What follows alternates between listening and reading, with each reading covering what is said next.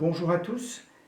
Dimanche, pour la fête de la Toussaint à la cathédrale, j'ai terminé la célébration en invitant les fidèles à partir dans ce temps de confinement avec les béatitudes de Jésus et avec la Vierge Marie aussi, notre meilleure conseillère.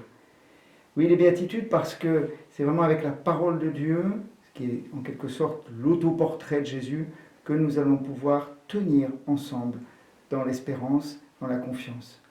Demandez au Seigneur de nous montrer comment Jésus a vécu la béatitude heureux les artisans de paix, ou heureux les doux, heureux ceux qui sont persécutés, et nous demander comment cela se traduit dans nos attitudes, dans nos manières d'entrer en relation, de nous soutenir les uns les autres.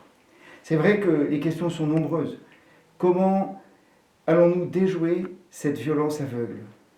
Comment aider les jeunes générations aussi à découvrir leur place dans une société où il y a tellement de tiraillements et de violence?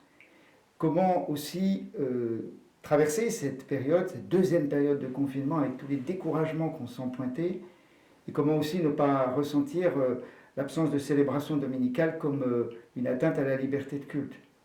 Alors, je vous propose la méthode du pape François dans Fratelli Tutti.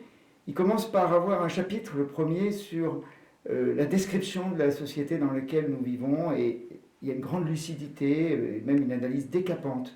Et il dit, par exemple, comment on risque de passer du sauf qui peut à tous contre tous. Et ensuite, après avoir bien regardé lucidement tout ça, il dit accueillons l'espérance, qui n'est pas en fait une espèce de méthode couée ou voilà, une manière de se rassurer à bon compte, mais qui permet de puiser dans la parole de Dieu. Et je pense que dans le moment que nous vivons, eh bien, c'est ce à quoi nous sommes appelés ensemble. Voilà, je l'ai dit un peu aux lycéens que j'ai vu lundi dans le temps mémoriel pour Samuel Paty et puis cette prière pour la paix. Et je vous le redis à tous, voilà, puisons dans la parole de Dieu l'énergie avec l'Esprit Saint de marcher dans l'espérance. À très bientôt.